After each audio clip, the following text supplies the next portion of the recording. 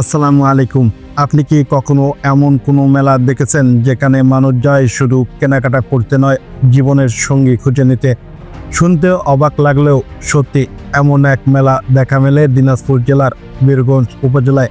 প্রতি বছর বিজয়া দশমীর পরের দিন গোলাপকুঞ্জ উচ্চ বিদ্যালয় মাঠে বসে এই অনন্য উৎসব। স্থানীয়রা একে বলেন জীবনসঙ্গী খোঁজার মেলা। এখানে সাঁওতাল সহ বিভিন্ন ক্ষুদ্র জাতিসত্তার তরুণ তরুণীরা একত্রিত হয়, পরিচিত হয়, কথা বলে, আর কারো কারো জীবনে শুরু হয় নতুন অধ্যায়। তবে এই মেলার গল্প আজকের নয়, ইতিহাস বলছে প্রায় 200 বছর ধরে চলছে এই ঐতিহ্য।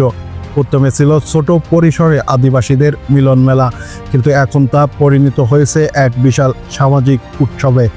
মেলার মাঠে ভরে যায় রঙিন পোশাক, নাচ, গান আর হাসির শব্দে। দোকানে মেলে খেলনা, হস্তশিল্প, মিষ্টি আর স্থানীয় খাবার। মানুষ আসে ঠাকুরগাঁও, পঞ্চগড়, নীলফামারী, দূর দূরান্ত থেকে।